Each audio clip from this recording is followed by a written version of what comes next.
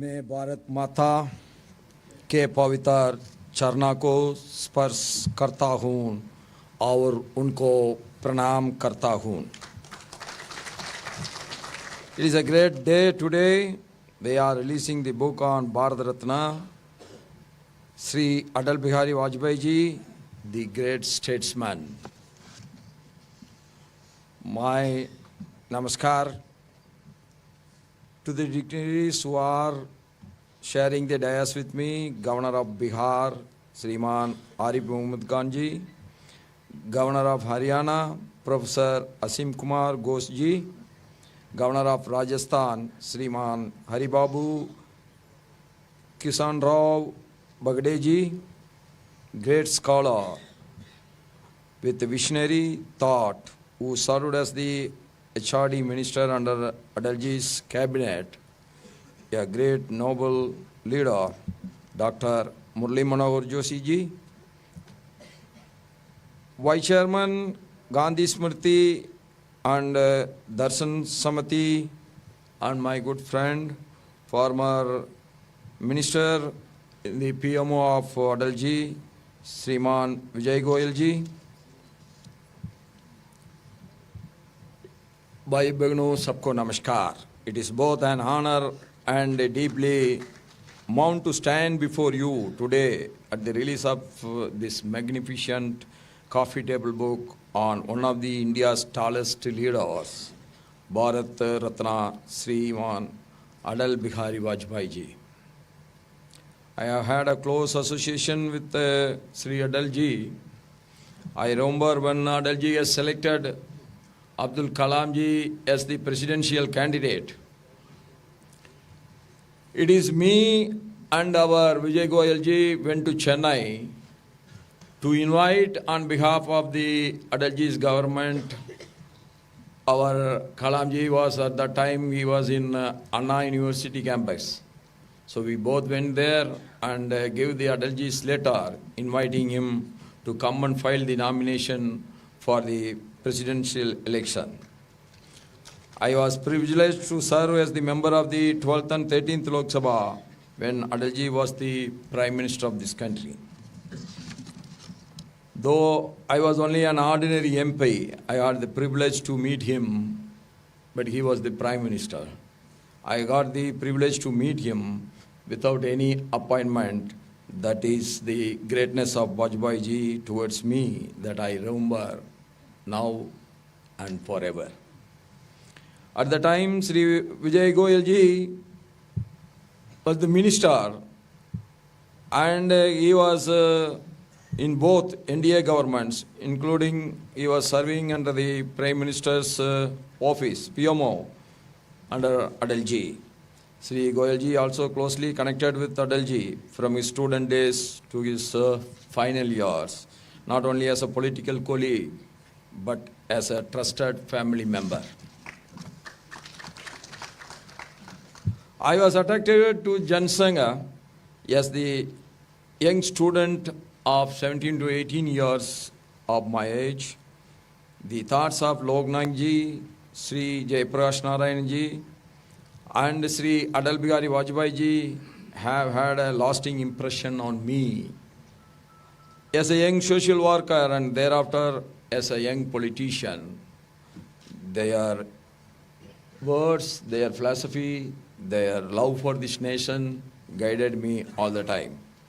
I recall with fond memories and how I organized a public meeting in 1974, just before the emergency, for Vajpayee ji at Coimbatore, in which more than 10,000 people participated at that time. We never expected that time, but it was so successful because of one name, that is Atal ji is going to address a public meeting at Coimbatore. Shri Vajpayee ji, who was such a big leader and put his hands on my shoulder to congratulate me, and after seeing the crowd, because he was also not expecting, because that time Jansangh was so small party in Tamil Nadu, and he was congratulating me, touching, and that inspires me very deeply. This book is not merely a collection of photographs and memories. It is a tribute to the statesman whose life continues to inspire generations. And he has brought our Vijay Goyalji, whatever the work he do, he will put his landmark on that work. That is the goodness of our Vijay Goyalji. When I go through this book, it doesn't look like photography. It looks like the history. You are reading the whole. If you go through the book, you can read the entire life cycle of our Atalji. Atalji's journey from a young parliamentarian to leading the nation as the Prime Minister reflects the strength of Indian democracy itself. In an era of intense political contest, he earned respect across party lines, a tribute to his integrity and inclusive spirit. Atalji was not just a Prime Minister, he was a poet, a visionary, a parliamentarian par excellence, and above all, a compassionate human being. I need not say about his achievement as the Prime Minister, but as Delhi people, you can easily understand from 1947 to 1997, 50 years, we couldn't get a metro train for Delhi, the capital of the country. But in 1998, when Atalji became the Prime Minister, he laid the foundation and we got the metro train for our capital.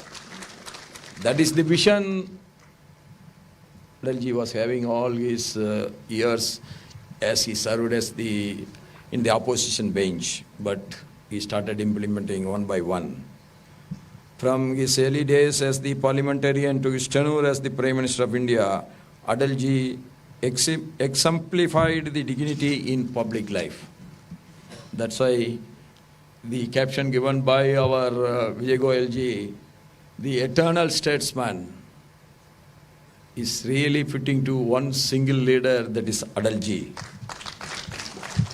Whether it was his historic leadership during the nuclear test at Pokhran, his visionary push for infrastructure through the Golden Quadrilateral, or his courageous peace initiative symbolized by a bus journey to Lahore, he demonstrated that strength and sensitivity can go hand in hand. I remember when he was the Prime Minister, Pakistan has occupied some area of our land in the Gargil. He declared the war was on. But he got a call from the then President of the United States of America. He said, don't go for the war. You stop the war. If you don't stop the war, then Pakistan may use nuclear bomb on you. Atalji has said, we will never go back from our words. We will never use the first atomic bomb on anyone. If Pakistan can put a bomb on us, no problem. The very next day, there will be no Pakistan on the world map. That is Atalji. He's very soft, but very firm for the nation. But beyond the policy and politics, Atalji's true legacy lies in his words. His poetry carried the soul of India. His speeches stirred Parliament and moved millions. Even his silence spoke volumes. He had the rare ability to disagree without being disagreeable, a quality much needed in public life. That is Atalji. I must compliment Shri Vijay Goyalji for curating this coffee table book. Such works serve an important purpose. They preserve history, not as a dry text, but as a living memory to the great leader. Through rare photographs, personal anecdotes, and archival material, this book will allow readers to revisit defining moments of India's journey and to reconnect with the ideals of Atalji stood for. For the younger generation, this book will be a window into an era of principled politics. For those who witnessed his leadership firsthand, it will be a nostalgic reminder of Atalji's time. When I have seen the book, everything is coming to our remembrance. As we release this book today, we are not merely unveiling the pages, we are renewing our commitment to the values of Atalji stood for: national unity, democracy, social harmony, and unwavering faith in India's destiny.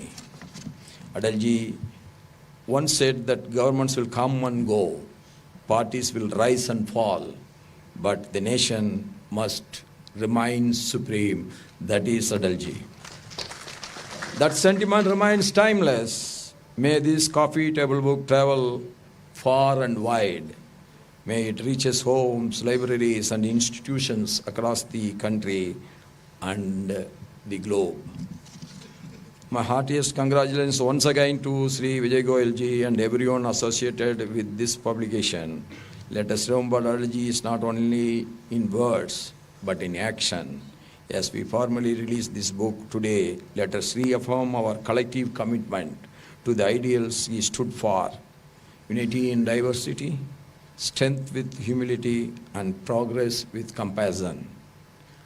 With these words, I thank you all for giving this opportunity to be with you on this evening. Thank you. Jai Hind. Long live Mother Bharat. Thank you, everyone. बहुत बहुत धन्यवाद महावीर जी का।